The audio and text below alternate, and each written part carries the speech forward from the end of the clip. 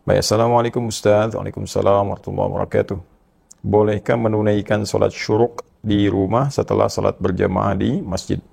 Terima kasih. Allah barik fiik. Baik, kita lihat dulu dalilnya. Nah, setelah menemukan dalil itu, baru kemudian kita komentari dan kita bisa simpulkan bagaimana penunaian sholat syuruk yang dimaksudkan. Baik, tentang syuruk ini kita bisa temukan misal di hadis riwayat At-Tirmidzi yang nomor hadis 586 dan status hadisnya insyaallah sahih. Baik, disampaikan dari sahabat Anas bin Malik, ini yang paling populer ya. Qala Rasulullah sallallahu alaihi wasallam, ya man shalla al-ghadata fi jama'atin, dalam riwayat lain fi masjid, ya thumma qa'ada yadhkurullaha, barang siapa yang menunaikan salat subuh di masjid, di riwayat lain secara berjamaah, kemudian duduk berzikir kepada Allah Subhanahu wa taala, ya hatta tatlu'a syamsi, ya sampai dengan matahari kemudian terbit. Di riwayat lain ila subhatid duha, di awal waktu duha. Kemudian thumma yusalli rak'atain, kemudian dia menunaikan salat 2 rakaat. Fa kana 'alaihi ka ajri hajjin wa umratin, maka dia mendapatkan pahala senilai haji dan umrah. Dan disampaikan dari Rasulullah SAW, tammatun, tammatun, tammatun, itu sempurna, sempurna, sempurna. Demikian di antara bunyi hadis yang populer kita dapatkan bahwa pertama, syarat untuk bisa menunaikan salat ini disebut dengan syuruk. Ya, kita definisikan dulu, salat syuruk itu adalah salat yang ditunaikan di awal waktu duha. Ingat, di awal waktu duha. Jadi duha itu nanti ada awalnya, ada pertengahannya, ada akhirnya. Nah, awal duha ini disebut dengan syuruk. Ya, sekitar 1 tombak bayangan, yaitu ukuran setombak, setinggi 1 tombak setelah matahari terbit. Jadi begitu matahari terbit, ya sekitar ukuran mungkin sekitar 15 sampai 20 menitan lah. Ya, 15 sampai 20 menitan. Sekarang alhamdulillah teknologinya sudah bagus, jadi dari waktu subuh itu sudah ada ukuran, terus diukur, bahkan di beberapa jam tertentu itu sudah ada waktu syuruknya. Jadi jamnya memberikan isyarat syuruk gitu ya. Ya, kurang lebih kalau dari subuh itu mungkin sekitar 1,5 jam lamannya, 1,5 jam itu dari subuh. Jadi kalau sekarang subuhnya misalnya 4.33 untuk waktu Bekasi, ya kita ambil mungkin sekitar jam 6 ya, jam 6 lewat 3. Nah, itu waktu yang paling mungkin bisa sesuai dengan waktu syuruk untuk kondisi saat ini. Tentunya menyesuaikan dengan perubahan-perubahan waktu. Jadi, kita simpulkan syuruk adalah salat yang ditunaikan di awal waktu duha.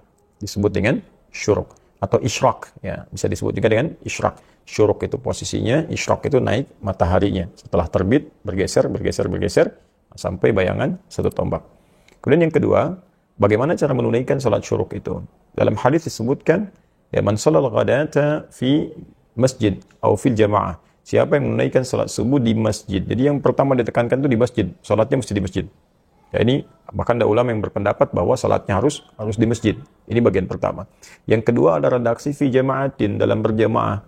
Ya, ada juga yang memberikan kemudian kelonggaran jika secara syar'i dia tidak bisa kemudian ke masjid karena uzur syar'i. Ya, hal yang diperkenankan, dibolehkan oleh syariat. Misal perempuan yang sama sekali nggak bisa ke masjid karena ada 3 kondisi yang dibenarkan secara syar'i. Kewajiban yang berlaku di rumah, ya, harus memberikan ASI kepada anak, merawat misalnya jadi kewajiban utamanya. Yang kedua, kurang aman dari fitnah di jalan. Yang ketiga adalah tidak adanya tempat khusus untuk perempuan di masjid. Dan dia misalnya salatnya hanya di rumah pada saat itu, maka dia boleh tunaikan, tapi syarat pertamanya berjamaah. Ya, tunaikan dengan jamaah. Nah, jadi berjamaah di rumah, jangan sendirian. Misalnya ada taruhlah dengan anak perempuannya atau misalnya dengan asisten rumah tangga, yang Anda salat berjamaah, ya, yang laki-laki ke masjid, maka tunaikan di masjid. Nah, setelah selesai menunaikan salat ini, kemudian thumma qa'ada yadhkurullah, nggak langsung pulang, duduk di situ berzikir kepada Allah Subhanahu wa taala, duduk. Nah, ini dalam duduk ini selesai salat, Anda duduk di area masjid. Yang penting masuk area masjidnya. Ya, dan tidak terlampau menyulitkan juga. Jadi mohon izin kalau mungkin saya agak sedikit berbeda pendapat. Boleh dikatakan juga mungkin kurang sepakat dengan yang spesifik mengatakan tempat duduknya harus di situ aja, nggak boleh bergeser ke tempat lain. Jadi kalau Anda di sap pojok kanan misalnya, di situ nggak boleh geser kiri, nggak boleh geser tengah, itu sesuatu yang menyulitkan menurut kami. Ya, kita menghargai pendapat teman yang lain dan tidak perlu juga kemudian saling menyalahkan, tapi saya pribadi barangkali akan lebih menguatkan yang sifatnya fleksibel selama berada di area masjid. Jadi, tidak ada masalah kalau harus geser ke kiri atau misalnya ke tengah. ya, atau misalnya ke area masjid di pojok sepanjang masih masuk dalam area masjid. Karena agama itu meringankan, tidak menyulitkan. Dan tidak ada spesifik juga nas dari Nabi mengatakan nggak boleh pindah-pindah, tidak. Yang ada adalah isyarat bahwa selama itu di area masjid dan berzikir kepada Allah. Ya kan zikir itu banyak. Ya bisa berarti Al-Quran, baca Quran itu zikir. Ya teman-teman misalnya bisa buka Al-Quran surah ke-15 ayat 9. Inna nahnu nazzalna dzikra wa inna lahu lahafidhun. Sungguh kami telah turunkan Al-Quran sebagai zikir. Jadi bacaan kalau kita lagi baca Quran itu sedang berzikir. Ya, dan kami yang jamin menjaganya kata Allah. Ya, murojaah, teman-teman menghafal Quran. Murojaah, ya menghafal, mengulang, atau bahkan menghafal itu zikir.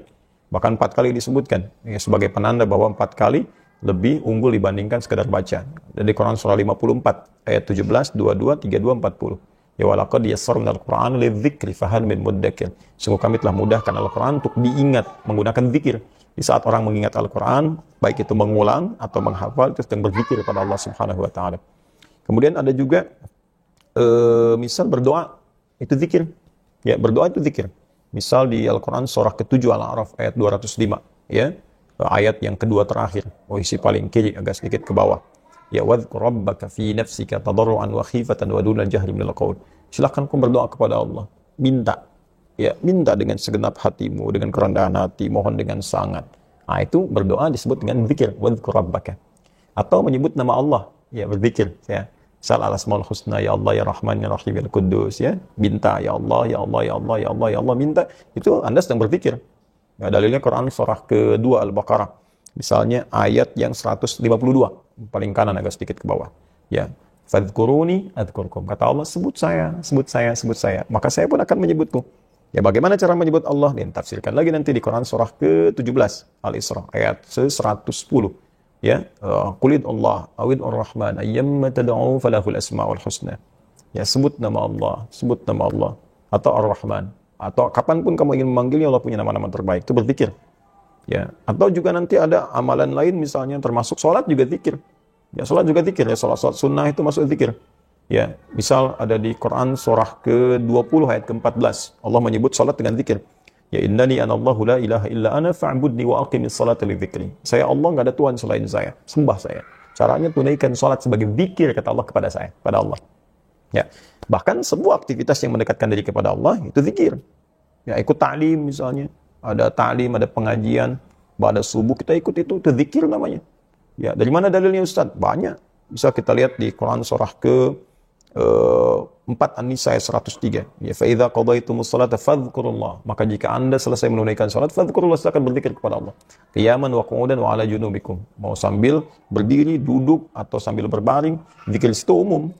Ya, bisa mengucapkan kalimat tauhid misalnya la ilaha illallah, kalimat istighfar astagfirullah, astagfirullah di hadis Muslim nomor hadis 571, astagfirullah astagfirullah astagfirullah Allahumma antas salam minkas salam wa barakatuh dzal jalali wal ikram. Atau dipahami yang di ayat Ali Imran itu, ya, yang di ayat 190 sampai 191. Ya, Allah menyampaikan inna fi khalqis samawati wal ardi wa ikhtilafil laili wan nahari la ayatin lil albab alladzina yadhkuruna Allaha qiyaman wa qu'udan wa 'ala junubihim. Jadi kita ikut ta'lim itu bagian dari zikir. Nah, sekarang masa Anda misalnya tiba-tiba orang mau ta'lim, ustadznya mau maju disesuaikan, nggak bisa. Saya lagi nunggu nih, mau suruk. Bagaimana bisa ta'lim berjalan dengan baik? Atau ada orang mau beresin, tiba-tiba Anda nggak mau pindah dengan alasan menunggu suruk, itu kan menyulitkan. Ya, jadi silahkan setelah sholat subuh, Anda duduk sesuai dengan kenyamanannya, termasuk di area masjid. Jangan keluar dari area masjid. Kemudian di situ Anda berzikir kepada Allah, pilih. Maukah tilawah Al-Quran, baca Al-Quran, menghafal Al-Quran, atau mungkin ikut ta'lim di waktu subuh, Ahad, Sabtu, itu enak banget tuh. Bonusnya banyak, udah ikut ta'lim pahala banyak, terus sholat. Nah, setelah itu, sampai waktu syuruk, kemudian sholat 2 rakaat. 2 rakaat. Sholatnya seperti sholat-sholat lain, 2 rakaat, normal. Niat dalam hati, ya kemudian setelah itu bertakbir, seperti biasa, ya iftitah, kemudian baca Al-Fatihah, baca surah, ya silahkan dibaca yang paling meringankan. Boleh baca Al-Duha, setelahnya Alam Nashrah, atau misalnya Al-Kafirun, setelahnya Qul Wallah, silakan yang paling ringan. Ya, setelah itu, salam, Anda berdoa kepada Allah, minta kemuliaan-kemuliaan, minta keikhlasan, minta Allah berikan pahala, ya, minta kebaikan-kebaikan. Nah, setelah itu, insya Allah, seperti keikhlasan kita lakukan, dan Allah berikan berkenan apa yang dijanjikan dari lisan Nabi SAW. Ya, fakana alaihi ka ajri hajin wa umrah. Dia dapat pahala senilai haji dan umrah. Sempurna. Nah, jadi, Yang dapat pahala, pahalanya, bukan hajinya. Jadi jangan diartikan, oh saya udah sholat syuruk, saya udah haji nih. Bukan. Anda baru sholat, dapat pahala senilai haji dan umrah. Tapi hajinya kalau belum ditunaikan, ya belum. Ya, karena ada perbedaan-perbedaan spesifik nanti dengan sisi lainnya. Karena itu, karena pahalanya besar, maka ibadahnya pun ada tantangan. Ya, kalau pahalanya mungkin nggak terlampau besar, ya Anda bisa kerjakan dimanapun. Ya, tapi kalau pahalanya tinggi senilai haji kan nggak mudah. Ya, perlu mengumpulkan uang dulu, tenaga dulu, berangkatnya butuh kesehatan, maka Anda pun harus ada pengorbanan. Apa diantaranya? Ya, sholatnya nggak bisa dari masjid, kemudian misalnya tunaikan di rumah, harus di masjid, tunggu dulu. Ya, investasi dulu dengan waktunya, tenaganya, tambah ibadah lagi. Itu pahalanya kan banyak mengumpulkan ibadah. Ya, karena itu ketika Anda ada di masjid, maka sholatnya pun ditunaikan di masjid. Ya, dalam keadaan di rumah, kalau memang bisa ke masjid, tapi memilih di rumah, maka tidak berlaku syuruknya. Kecuali tadi, dalam kondisi nggak bisa ke masjid karena uzur syar'i. Anda dinas, tiba-tiba ke gunung, atau di area sekitaran pantai, atau misalnya sedang ada yang, eksplorasi minyak, ya, ke lepas pantai, misalnya nggak menemukan masjid di situ, ya itu berjamaah. Itu yang dimaksudkan, ada redaksi hadis yang lain mengatakan, fi jama'atin, selama berjamaah, karena uzur syar'i tidak ke masjid.